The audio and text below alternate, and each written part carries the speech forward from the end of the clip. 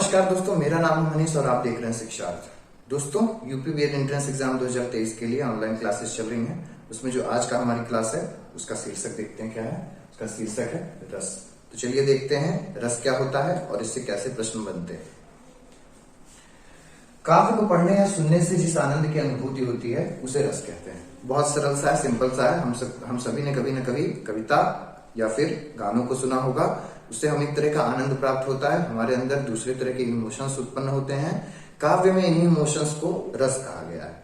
दोस्तों, परिभाषा में जाएंगे तो वो जटिल हो सकती है, आपको समझने में कठिन हो सकती है, लेकिन हमें एग्जाम के लिए जितने जानने की आवश्यकता है वो बस यही है कि काव्य को पढ़ने या सुनने से जिस आनंद की अनुभूति होती है उसे ही रस कहा गया है। आगे बढ़ने से पहले एक बार देखते हैं कि रस का सबसे पहले उल्लेख कहाँ मिलता है। तो रस का सबसे पहले उल्लेख भरत मुनि द्वारा रचित नाट्य शास्त्र में मिलता है। भरत मुनि द्वारा रचित नाट्य शास्त्र में रस का सबसे पहले उल्लेख मिलता है और उन्होंने कुल रसों की संख्या 8 बताई है। तो अगर कहीं प्रश्न बनता है कि भरत मुनि द्वारा रचित नाट्य शास्त्र में कितने रस हैं, तो 8 रस हैं। वहां पे हमें 8 पे जाना है। आगे चलते हैं और देखते हैं कि रस के कितने अंग होते हैं।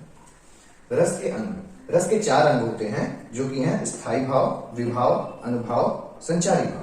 दोस्तों, कहना ये चाहता है कि इन 4 अंगों से मिलके रस बनता है। इन 4 प्रक्रियाओं से मिलके रस बनता है। बस कहना यही चाहता है। आगे चलते हैं दोस्तों, देखते हैं स्थायी भाव, विभाव, अनुभाव और संचारी भाव होते क्या है। तो सबसे पहले स्थायी भाव, वह भाव जो स्थायी है, वह भाव जो दीर्घकालिक है, वह भाव जो अंत तक जाता है और वह भाव जो रस तक पहुंचाता है, वही स्थायी भाव। इसे प्रधान भाव भी कहते हैं। तो स्थायी भाव क्या है? वह भाव जो रस तक पहुंचाता है, जो दीर्घकालिक होता है और जो प्रधान होता है, वही स्थायी भाव। स्थायी भाव की कुल संख्या वर्तमान में 11 है, लेकिन अगर कहीं प्रश्न बनता है कि स्थायी भाव कितने हैं, तो हम 9 पे जाएंगे और 9 को ही सही उत्तर माना गया है। जो विगत की परीक्षाएं हुई हैं उनमें 9 पे लोगों को अंक मिले हैं, तो हम 9 पे जाएंगे। स्थायी भाव कितने हैं? 9। अब चलिए देखते हैं कि विभाव क्या होता है। विभाव के कारण स्थायी भाव जगते हैं, उत्पन्न होते हैं या तीव्र होते हैं। तो जब स्थायी भाव जगते हैं तो वहां पे आलंबन विभाव होता है, और जब स्थायी भाव तीव्र होते हैं तो वहां पे उद्दीपन विभाव होता है। उदाहरणों के द्वारा समझने की कोशिश करते हैं। दोस्तों, ये 1 नंबर का क्वेश्चन जरूर बन सकता है। इसको एक बार देखेंगे और कॉन्सेप्ट क्लियर कर लेंगे। तो विभाव जिसके कारण स्थायी भाव जगते हैं या तीव्र होते हैं। स्थायी भाव जिन कारणों से जगते हैं या तीव्र होते हैं उन्हें विभाव कहा जाता है। स्थायी भाव प्रधान होते हैं, स्थायी भाव स्थायी होते हैं, स्थायी भाव रस तक पहुंचाते हैं, और जिन कारणों से ये उत्पन्न या तीव्र होते हैं उन्हें विभाव कहते हैं। जैसे नायक या नायिका।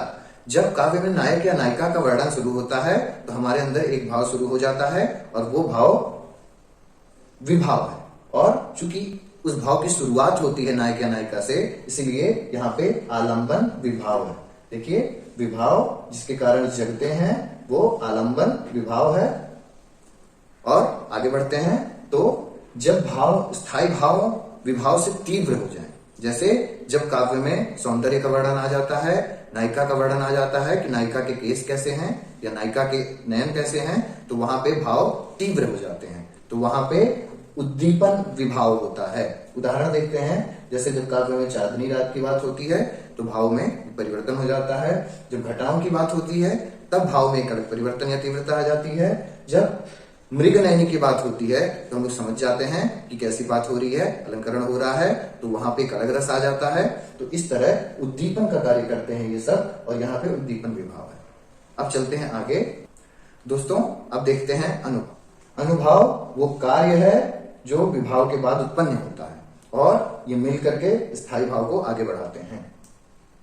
अब देखते हैं संचारी भाव क्या होता है। संचारी भाव, इसे व्यभिचारी भाव भी कहते हैं। ये संचरण करने वाले भाव होते हैं। ये काव्य पढ़ने या सुनने में बहुत सारे भाव आते जाते रहते हैं, उन्हें संचारी भाव कहते हैं। इनकी कुल संख्या 33 बताई गई है। तो अगर प्रश्न में पूछा जाए कि संचारी भाव कितने हैं, तो 33 होते हैं।